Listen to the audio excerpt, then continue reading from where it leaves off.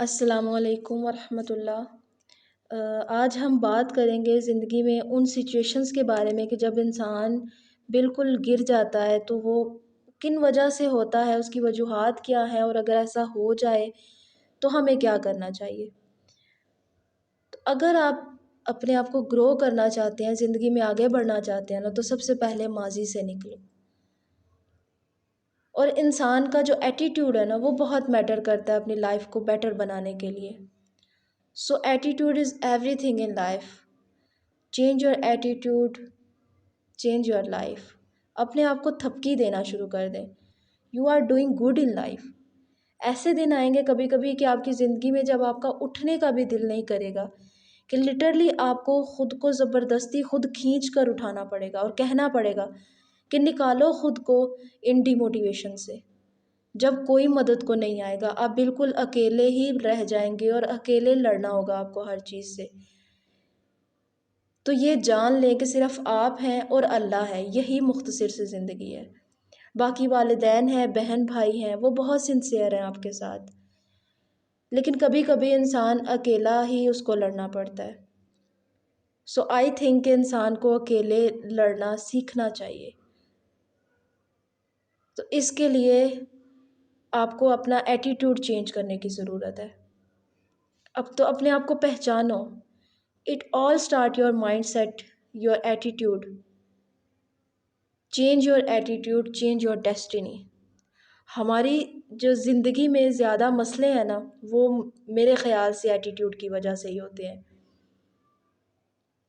تو اس میں زیادہ قرآن اس کے بارے میں کیا کہتا ہے کہ اللہ تعالیٰ نے سورہ یونس میں فرمایا ہے کہ بے شک اللہ انسان پر ظلم نہیں کرتا، انسان خود اپنے آپ پر ظلم کرتا ہے۔ وہ کیسے؟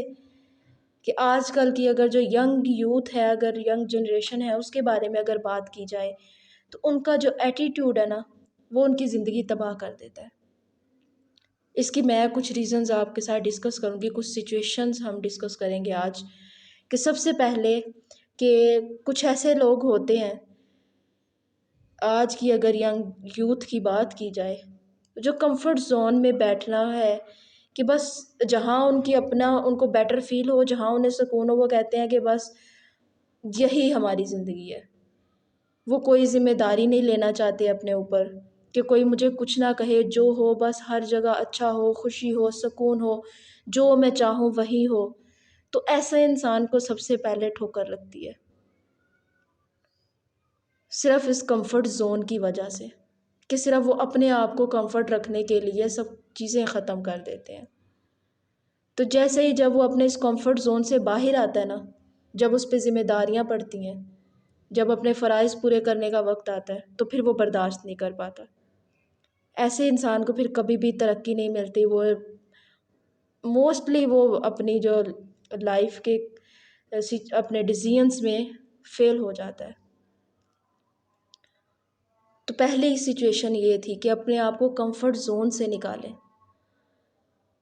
سیکنڈ کیا ہے کہ کسی نہ کسی طرح خود کو کمپٹیشن میں ڈالیں، کہ جب ہم جہاں ہیں وہیں پڑے ہیں، جو ہے ہم کہہ رہے ہیں بس ایسے ہی ٹھیک ہے۔ تو ایسے آپ کبھی بھی کچھ نیا نہیں سیکھ سکتے، اپنے آپ کو گرو نہیں کر سکتے، اپنے آپ کو آگے نہیں لا سکتے، ایک کامیاب زندگی نہیں گزار سکتے۔ ہم کہتے ہیں جو خود کو پسند ہو صرف وہی کریں ہم لوگ۔ تو پہلے پوائنٹ میں ہم نے بات کی کہ کمفرٹ زون سے جب تک ہم باہر نہیں نکلیں گے نا، تب تک ہم لوگ کچھ نہیں کر سکتے ہیں۔ تو سیکنڈ پوائنٹ تھا کہ کچھ نیا سیکھنے کے لیے کمفرٹ زون سے باہر نکلیں، چیلنج کریں خود کے ساتھ، دنیا کے ساتھ، کمپٹیشن میں آئیں لوگوں کے ساتھ۔ تھوڑی مشکلات آئیں گی لیکن کامیابی بھی ہوگی۔ تھرڈ پوائنٹ کیا ہے کہ ایسا ایٹیٹیوڈ، ایسی ایگو کہ بس میں ہی میں ہوں اور تو کوئی ہے ہی نہیں۔ ایسے میں انسان سب سے بڑا سیلفش ہو جاتا ہے، خود سے اتنا اٹیچ ہو جاتا ہے کہ سب سے بڑی اس میں مثال کیا کہ پہلے وقت میں ایسا ہوتا تھا کہ کوئی گیسٹ گھر میں آتے ہیں، بہت خوشی ہوتی تھی ان سے گھلنا ملنا، بیٹھنا، باتیں کرنا، ان کے ساتھ ٹائم سپینڈ کرنا، یہ سب کیا جاتا تھا۔